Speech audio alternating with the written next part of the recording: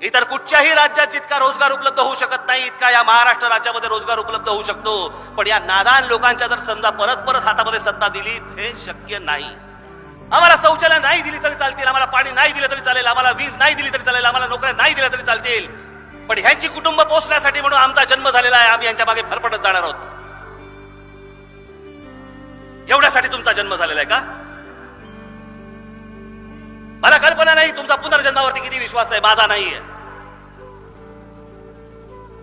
मला पुनर्जन्म झालेला माणूस आजपर्यंत मला कधी भेटलेला नाहीये। जे आहे आयुष्य ते हेच आयुष्य, आणि या आयुष्यामध्ये तुमची प्रत्येक वेळेला 5-5 वर्ष आयुष्यातली निघून जाणार आहेत। या नादान लोकांच्या या 4 पक्षांच्या नादी लागून तुमची आजपर्यंत इतकी वर्ष फुकट गेली, पुढच्या पिढ्यांची देखील तितकीच वर्ष तुम्हाला फुकट घालवायची आहेत। घरामधले एक लहान पोर एवढंच असतं, 5-5 वर्षामध्ये एवढे दिसायला लागतात, मोठी मुलं व्हायला लागतात। या नादान लोकांच्या खाली आम्ही फक्त आमच्या पिढ्या फक्त घालायच्या। ही माणसं फक्त आपली कुटुंब सगळी सजवत राहणार, यांचे आयुष्य सजवत राहणार, यांचे बँक बॅलन्स वाढवत राहणार, आणि आम्ही परत त्याच खुराड्यामध्ये त्याच घाणेरड्या बकाल शहरांमध्ये आम्ही राहत राहायचं, कारण आम्हाला काही वाटेनासच झालंय। आज आमच्याकडे योग्य शिक्षण मिळत नाहीये, आज आमच्याकडे कॉलेजमध्ये मुलं जात आहेत पण त्या शिक्षणाचा त्यांच्या नोकरीशी आणि त्यांच्या व्यवसायाशी काही संबंध उरलेला नाहीये।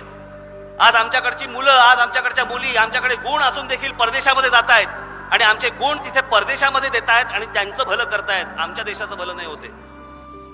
आम्हाला या गोष्टींबद्दल राग येत नाही, आम्हाला या गोष्टींबद्दल चीड येत नाही, आम्हाला काही वाटेनासच झालंय। माझ्याकडे सर्व प्रश्नांची उत्तरं आज या क्षणाला तयार आहेत। तुम्ही फक्त एक गोष्ट करायची, या राज ठाकरेच्या हातात सत्ता द्या।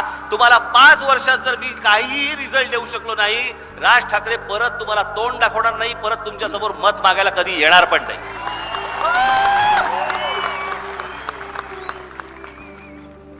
कारण ज्या विश्वासाने तुम्ही जर समजा हा विश्वास माझ्यावरती टाकल्यानंतर मी जर ते देऊ शकत नसेल, मी जर करू शकत नसेल, मला असं वाटतं मी हे राजकारणामध्ये राहणंच चुकीचं आहे, या क्षेत्रामध्ये असणंच चुकीचं आहे।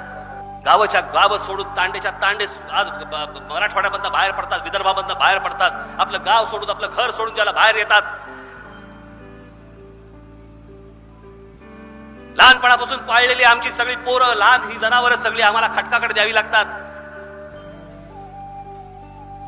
त्यातूनही काही झालं नाही तर आत्महत्या आहेच। गेल्या इतक्या वर्षामध्ये 60,000 शेतकरी बांधवांनी महाराष्ट्रामध्ये आत्महत्या केल्या। आमच्या सरकारला लाज देखील वाटत नाही, आणि आम्ही फक्त फिदी हसतो या गोष्टींवरती। आमचे राज्यकर्ते येणार, आम्हाला लाथा मारणार, आम्हाला वाटेल त्या गोष्टी बोलणार, वाटेल तसं बोलणार, आणि त्याच्यानंतर आम्ही फक्त महाराष्ट्रातली भाबडी जनता